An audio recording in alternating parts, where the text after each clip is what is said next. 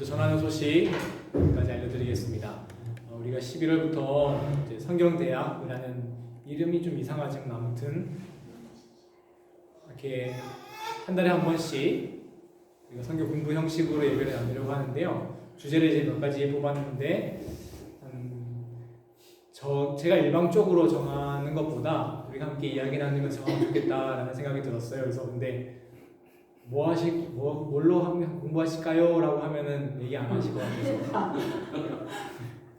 그래서 이제 그래도 제가 최대한 넓게 막 주제를 꼽아보니까 제가 감당할 수 있겠다 싶은 거, 이러면 아시다시피 신학도 다 그 분야가 있잖아요. 제 분야가 있기 때문에 제 분야만 알기 때문에 제가 할 수 있는 걸 꼽아보니까 많이 꼽으면 15개, 16개 꼽을 수 있겠다.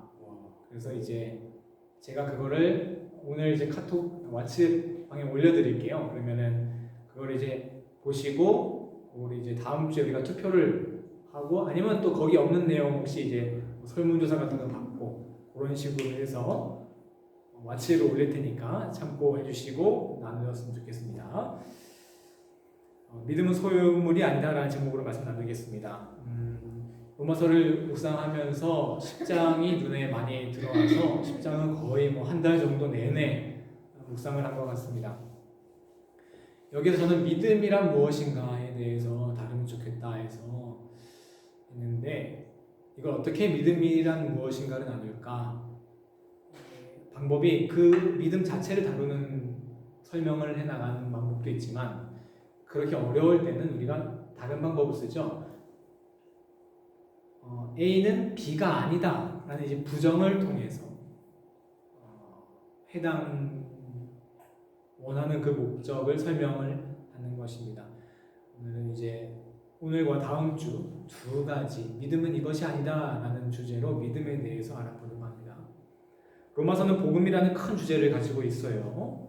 그리고 우리는 그 복음을 믿는 사람들이죠. 그런데 복음을 믿는다라고 했을 때 믿는다, 그 믿음이 무엇인지 우리 알아보겠습니다. 바울은 로마서 9장에서 이제 이론적인 설명을 쭉 하다가 갑자기 10장을 시작하면서 굉장히 개인적인 얘기를 다시 꺼냅니다. 읽어볼까요? 10장 1절 시작. 형제들아, 내 마음에 원하는 바와 하나님께 구하는 바는 이스라엘을 위함이니 곧 그들로 구원을 받게 하리라. 개인적인 그런 소망과 바람, 감정까지 드러내는 거예요. 왜냐하면 유대교 출신 그리스도인들이 이 얘기를 듣고 화가 나거나 아니면 막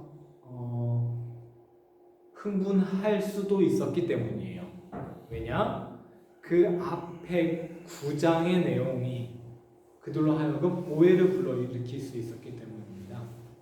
9장의 내용이 뭐였냐면 복음 앞에선 이스라엘도 특별할 것 없다, 이런 내용이었어요. 그러니 당시에 로마 교회 안이라는 것은 예수님을 믿는 것이죠. 예수님을 믿는 사람들 중에서도 그래도 유대인이 되어야지 구원받는다라는 믿음이 있었기 때문이에요. 이 사람들은 그리스도인이라기보다는 유대교인인데 유대교의 메시아를 예수로 믿는 사람들이었던 거죠. 이해되시죠? 그런 사람들이 로마 교회에 아직 있었던 거예요. 근데 그런 사람들에게 유대인이라고 구원받는 거 아니야, 너희 특별할 거 없어 라고 말하니까 얼굴이 울그락해지는 게 뻔한 거예요. 심지어 한 발짝 더 나갑니다. 바울이 뭐라고 해요? 이방인들도 구원받았습니다 라고 말하는 거예요. 이게 도저히 받아들일 수가 없는 것이죠. 그러니 바울은 로마서 10장을 시작하기에 앞서서, 새로운 주제를 시작하기에 앞서서 유대인들을 타이르듯 이야기하고 있는 거예요. 얘들아, 너네들 지금 듣기 싫은 거 알아. 너희들 이 이야기가 너희들 감정을 상하게 하는 거 알아. 근데 내가 너희들에게 이 얘기를 하는 건 너희들이 구원받았으면 좋겠어서야. 너희가 구원받기 위함이야 라고 타이르고 들어봐 라고 다시 10장을 시작하는 겁니다. 이렇게가 이제 10장의 배경이고요. 자, 그러면 유대인들에게 뭘 설명을 해야 될까요? 9장 3절을 한번 읽어볼까요? 9장 3절 시작. 그런즉 우리가 무슨 말을 하리요? 의를 따르지 아니한 이방인들이 의를 얻었으니 곧 믿음에서 난 의요. 이 믿음에서 난 의가 뭐길래 유대인이 아니라 이방인이 구원받느냐 설명을 해야 되겠죠. 그래서 이 믿음에서 난 의를 이해를 해야지. 유대인이라서 구원받는 게 아니라 민족이랑 상관없이 믿음으로 구원받는 거구나 라고 유대인이 이해를 할 거 아닙니까? 그래서 이제 로마서 10장에서 믿음으로 받는 의가 무엇인지 바울이 설명을 하는 겁니다. 자, 그럼 이제 본격적으로 바울이 믿음을 어떻게 설명하고 있는지 우리가 함께 이야기 나누고 이것으로 우리의 믿음을 더 건강하게 다져가는 시간 되기를 소망합니다. 바울은 믿음을 설명하기 위해 먼저 이스라엘이 왜 예수님을 믿지 못했는지, 왜 이스라엘은 믿음을 가질 수 없었는지를 설명합니다. 오늘 본문 중에 10장 2절을 보겠습니다. 이스라엘이 왜 믿음을 가질 수 없었나? 시작. 내가 증언하노니 그들이 하나님께 열심히 있으나 올바른 지식을 따른 것이 아니니라. 열심은 있었지만 올바른 지식을 따르지 않았대요. 특히 뭐에 대해서 그랬을까요? 유대인들이 뭐에 대해서 되게 열심을 냈지만 그걸 올바로 받아들이지 못했던 걸까요? 그렇죠. 율법입니다. 율법을 굉장히 열심히 내서 지켰잖아요. 그런데 그 율법을 제대로 이해하지 못했고 잘못 적용하며 살았기 때문에 예수님을 믿지 못했다는 거예요. 반대로 얘기하면 그 율법을 제대로 이해하고 제대로 그걸 실천하며 살았다면 당연히 예수님을 믿을 수밖에 없었다는 얘기가 되겠죠. 이스라엘이 율법을 어떻게 잘못 이해했을까요? 이 부분이 제가 여러분과 오늘 나누고 싶은 핵심 중의 핵심입니다. 왜냐하면 우리가 이 부분에 대해서 대부분 많은 오해를 가지고 있거든요. 한번 우리가 어떻게 이해하고 있는지 한번 들어보세요. 이게 맞는지. 우리는 보통 이렇게 이해하고 교회에서 배워왔습니다. 우리 기독교는 하나님의 은총으로 구원을 받는 종교라면, 종교라고도 안 하죠. 유대교는 인간의 노력으로 하나님께 닿으려고 하는 종교다. 근데 그 노력이 어떤 노력이다? 율법을 최대한 채워가는 그 노력. 이게 쌓이고 쌓여서 하나님께 올라가는 종교다 라고 배웠는데, 하지만 여러분, 당시 바리새인들은 물론이고 지금 현대로 남아있는 그 극보수 율법주의자 하레디, 여러분 아시죠? 머리까지 이렇게 하고 다니는 그 사람들조차도요, 절대 자기의 율법을 행하는 행위로 구원받는다고 생각하지 않아요. 어쩌면 이 사람들이 세계 최고의 은총주의자들입니다. 오직 은총, 하나님의 은총으로만 구원받을 수 있다고 믿어요. 문제는 뭐냐? 그 은총이 누구에게만 와요? 유대인에게만 온다는 거예요. 자, 그러면 율법이 뭐가 필요합니까? 율법이라는 건 뭐냐면 이걸 많이 지켜서 내가 의로워지는 수단이 아니라 유대인이냐 아니냐 그 자격을 판별하는 기준인 거예요. 자격증 같은 것이죠. 그런데 하나님께서 이스라엘에게 율법을 왜 주셨습니까? 유대인인지 이방인인지 판가름하라고 주신 거 전혀 아니죠. 왜 율법을 주셨습니까? 이렇게 살아라.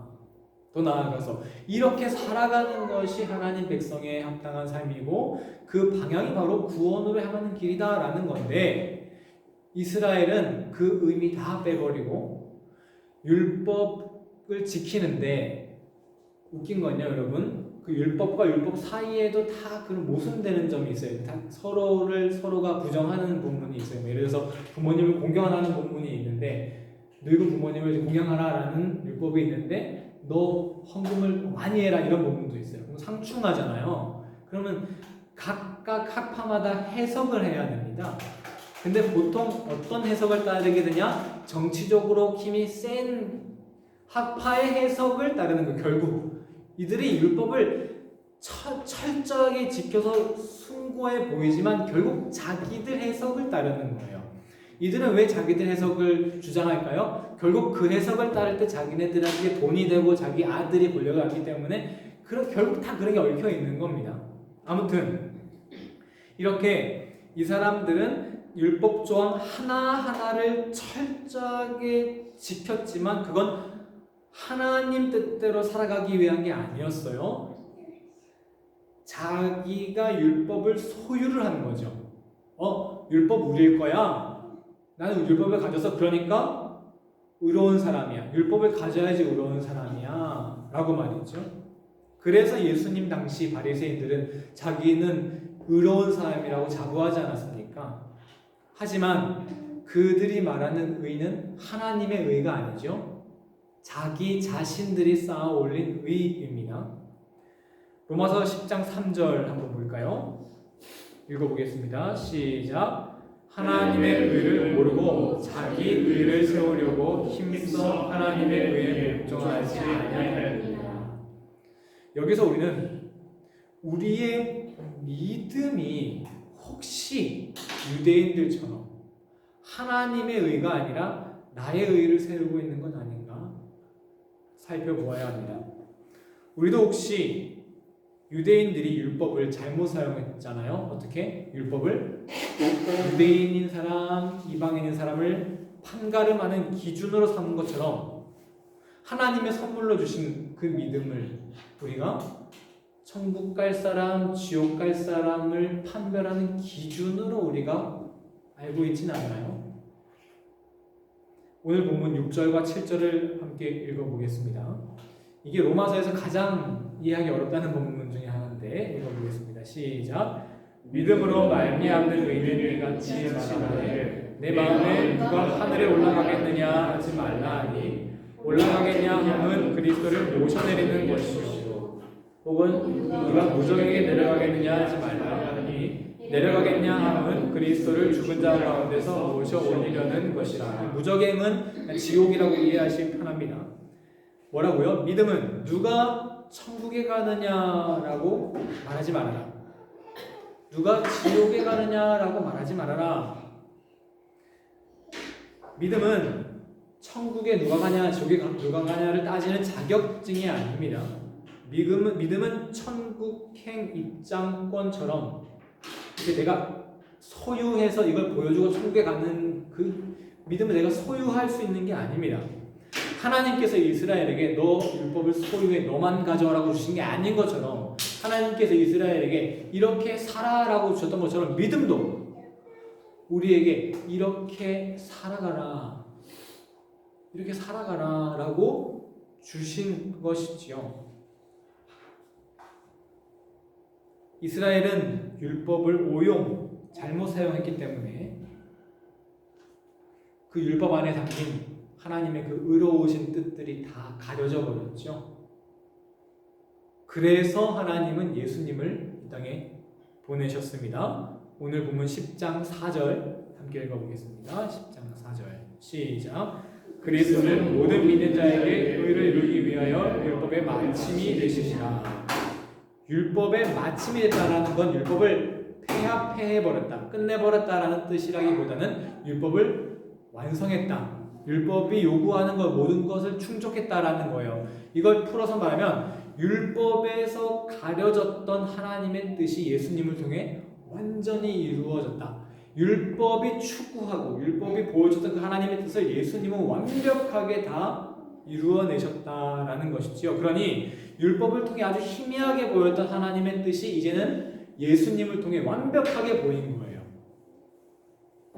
그리고 그 예수님을 믿는 믿음을 하나님께서 우리에게 선물로 주셨습니다. 그러니 그 믿음이라는 것은 우리가 소유할 수 있는 것이 아니라 소유할 수 있는 어떤 물건이 아니라 우리가 그 보여주신 예수님의 그 뜻대로 살아가는 것, 그것이 믿음인 것이죠. 인간은 소유욕 때문에 바보 같은 짓을 많이 저지르는 것 같아요. 인간관계에 있어서 소유욕 이런 것 때문에 막 범죄도 일어나고, 또한 자기 분수에 맞지 않는 낭비, 과소비도 하게 되고요. 당시에는 소유만 하면 모든 것이 다 충족되고 만족할 것 같지만 금방 깨닫잖아요. 갖고 나면 이게 이걸로 되는 게 아니구나. 저도 소유욕에 빠졌던 적이 있는데 독일에서 신발에 소유욕이 빠진 적이 있어요. 요즘에 한창 유행했었잖아요. 스니커 이래가지고 그렇다고 뭐 제가 뭐 조던 뭐 이런 거 비싼 거는 한 게 아니고 테카막이나 인터넷 뭐 이베이 이런 데 돌아다니 보면은 뭐 이것저것 많이 올라와 있잖아요. 그거 별것도 아니고 시시하게 자꾸 그걸 사요.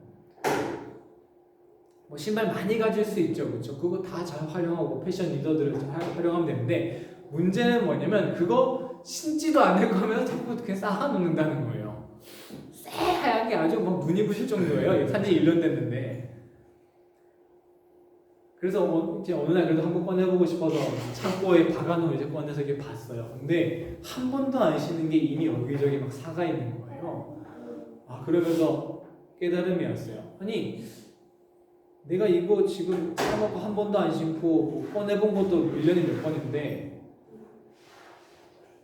이거를 그냥 돈 안 들이고 저기 테카막에 그냥 거기에다가 올려놓고 그냥 그 보는 거랑 지금 뭔 차이가 있나. 내가 이렇게 쓸 거면 내가 그걸 사용하지 않으면 아무 소용이 없고 썩어서 못 쓰게 되더라고요. 믿음도 마찬가지가 아닌가 싶어요. 하나님께 우리가 주신 선물인데 우리가 우리의 힘으로 믿음을 가진 거 아니지 않습니까? 하나님께서 우리에게 주신 선물인데 이거를 어떻게 사용하느냐에 따라서 이걸 사용하지 않으면 이거 썩어서 아무 소용이 없어진다는 것이지요. 믿음으로 우리는 구원을 받는데 믿음을 우리가 소유만 하고 있으면 이 믿음은 구원받을 수 있는 능력이 나오지 않는 썩은 믿음, 죽은 믿음이 되지 않겠습니까?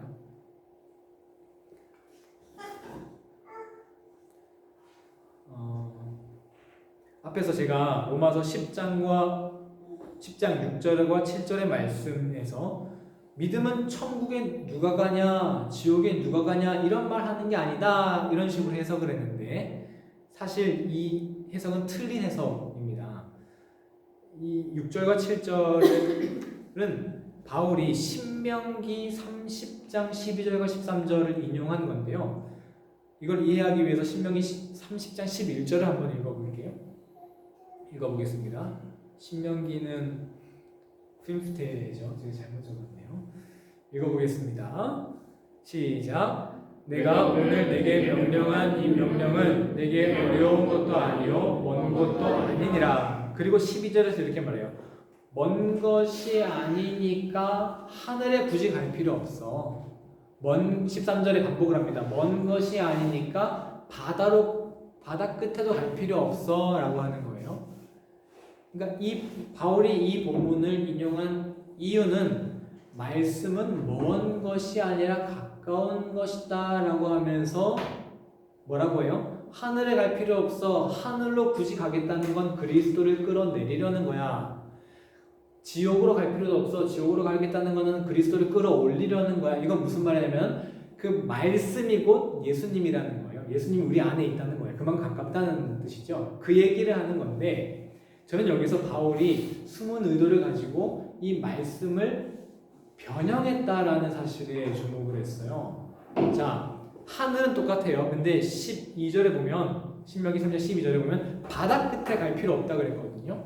그런데 과감하게 바울이 그 당시의 토라가 얼마나 변형하면 안 되는 위대한 숭고한 말씀이었겠습니까? 근데 바울이 과감하게 이거를 수정을 합니다. 바다 끝이 아니라 뭐라고요? 지옥으로 변형을 해서 인용을 해요. 이 말은 뭐냐면 바울이 그 중의적인 뜻도 담고 있지 않았을까? 뭐라고요? 믿음은 누가 천국 가냐 지옥 가냐를 가르는 그런 게 믿음이 아니야. 믿음, 율법도 마찬가지로 율법도 유대인과 이방인을 가르는 기준이 아니듯이 믿음 또한 어떻게 살아가느냐에 대한 거야. 신학교 때 1학년 때 있고 면접 때 이런 질문이 있습니다. 이건 학교마다 다 다를 텐데요. 제가 이 이야기를 하는 건 저와 여러분의 이제 신뢰관계가 많이 생겼기 때문이에요. 이제 제가 보통 3년 차 때부터 이렇게 조금 뭐랄까 다른 아무나 들으면은 저 목사 좀 이상한 거 아니야? 라고 할 만한 얘기를 제가 3년 차부터 이제 좀 꺼내기 시작하더라고요. 목회를 보니까 아마 이 말씀도 그렇게 잘 건강하게 들으셨으면 좋겠는데 저희 신학교에서는 신학교 이제 2학년 면접에서 이런 질문합니다. 세종대왕이랑 이순신 장군은 천국에 갔을까요? 지옥에 갔을까요? 이거를 이제 당연히 지옥에 있습니다. 희한하게 대답하는 교단도 많이 있습니다. 다른 신학교도 많이 있지만 제가 있는 학교는 선뜻 대답하지 못하게 만들었어요. 분위기를. 그래도 좀 그래요. 세종대왕이랑 지금 이순신 장군이 지옥불에서 막 고통받고 있다고 생각해 보세요. 조금 맞나? 이런 생각 조금은 들지 않으십니까? 이건 뭐냐면 있다 없다를 판가름하라는 게 아니라 천국에 가냐 지옥에 가냐 그거 함부로 말할 수 있는 거 아니다. 그게 믿음의 영역이 아니다 라는 거를 우리가 쉽게 알 수 있는 게 아니라는 것을 알려주기 위한 숨은 의도가 있는 질문인 것이죠. 예전 TV에서 시골에 살다가 아들 부부 보러 처음으로 이제 도시에 올라온 한 어머니의 이야기가 어렸을 때 들은 게 기억이 나는데요. 어머니가 이제 처음 이제 아파트라는 걸 보니까 너무 이제 신기하고 좋고 이것도 있고 저것도 있고 심지어 수박을 보관하는 통이 따로 있었다는 거예요. 와, 신기하다. 그래서 수박을 한 통 사와서 거기 보관한대요. 그래서 아들한테 수박 사놨으니까 그 가서 먹으라고. 당연히 냉장고에 두셨고 냉장고를 아무리 뒤져봐도 수박이 없더라는 거예요. 그래서 근데 어디에 있냐? 변기 뚜껑을 올려보니까 그 변기 안에 수박을 놨다는 거죠. 시골에는 이제 흐르는 시냇물에 그 보관을 하기도 하니까 딱 동그란 게 아주 마침마침으로 아주 수박 딱 보관하게 돼 있으니까 말이죠. 문제는 뭐냐면요. 한 사물과 어떤 무엇인가의 정체성은 그것을 어떻게 사용하느냐에 따라 결정된다는 것입니다. 아니 그래도 그 변기지 이렇게 말할 수 있습니까? 아니죠. 최소한 그 어머니에게는 그 어머니 죽을 때까지 그건 뭡니까? 수박 보관함인 거예요. 그 어머니에게는. 우리가 믿음을 올바로 사용할 때 비로소 그 믿음은 진정한 믿음이 되는 것입니다. 믿음을 올바로 사용하지 않는다면 우리는 그 믿음은 우리에게 구원을 가져다 줄 수 없습니다. 오늘날 우리가 믿음을 오용하고 있는 것 중에 가장 큰 문제는 유대인이 율법을 오용했던 것처럼 믿음을 천국과 지옥을 나누는 그냥 판가름하는 기준으로 사용하고 있다는 것입니다. 모든 물건은 각각의 쓰임새에 맞게 사용할 때 빛을 낼 수 있는 것이죠. 믿음 또한 우리가 올바로 사용해야 우리를 구원으로 이끄는 힘으로 사용할 수 있습니다. 믿음을 우리는 어떻게 사용해야 할까요? 우리 앞서 바울이 이렇게 말했죠. 믿음은 멀리 있는 게 아니라 가까이 있는 거다. 저는 이 말이 참 이해가 하나도 안 됐어요. 아니 믿음은 지키기 어려운 게 아니라 지키기 쉽다라고 원래 의도가 이거거든요. 하나님 말씀은 멀리 있는 게 아니니까 지키기 쉬웠는데 왜 멀고 가깝다라고 이야기하셨을까? 가까운데 어느 정도까지 가까이 있냐면 14절 있나요? 14절 하나 더 올려주시면 있네요. 읽어보겠습니다. 시작. 오직 그 말씀이 내게 매우 가까워서 내 입에 있으며 내 마음에 있은즉 내가 이를 행할 수 있느니라. 얼마나 가까이 있대요? 내 입에 있고 마음까지 가까이 있대요. 이건 무슨 말이냐면은 믿음을 어떻게 사용하는지에 대한 것입니다. 믿음은 저기 멀리 있어서 내가 어떻게 어떤 노력으로 획득해서 소유하는 물건이 아니라는 거예요. 믿음은 내 입에 있어요. 입으로 고백하는 것이고 내 마음에 있어요. 내 마음과 함께 살아가는 것이라는 거예요. 믿음은 그렇게 우리가 사용을 하는 것이지 소유하는 게 아니라는 것입니다. 그래서 어떻게 사용할까요? 로마서 오늘 10장 9절 마지막입니다. 시작. 내가 만일 내 입으로 예수를 주로 시인하면 또 하나님께서 그를 죽은 자 가운데서 살리신 것을 내 마음에 믿으면 구원을 받으리라. 믿음을 올바르게 사용하는 방법은 입과 마음을 이용하는 것입니다. 당연히 여기서 예수님은 주님입니다. 뭐 이렇게 주문을 외우라는 게 아니겠죠. 허경영 그런 뭐 허경영이나 다름없죠. 뭐 내 이름을 올려봐 뭐 이런 거. 입과 마음을 사용하라는 것은 실제 나의 삶으로 살아내라는 것입니다. 예수님을 통해 드러난 하나님의 그 뜻대로 내 입과 이뿐이겠습니까? 내 손과 내 마음을 다해 살아내라는 것입니다. 이 편지를 받아본 로마 교회 사람들에게는 예수님을 주님이라 입으로 시인하는 게 우리만큼 간단하지 않았습니다. 왜? 당시에 주는 누구밖에 없어요? 로마 황제만 주예요. 그러니 이런 험악한 상황 속에서 로마 황제가 주인이 아니라 나의 주인은 예수님이다 라고 고백하는 것은 그 사람의 모든 삶을 다 바꿔놓는 일이었던 것이죠. 그러니 예수님을 주님으로 시인하면 구원을 받습니다 라는 말이 그때는 이해가 됐던 거예요.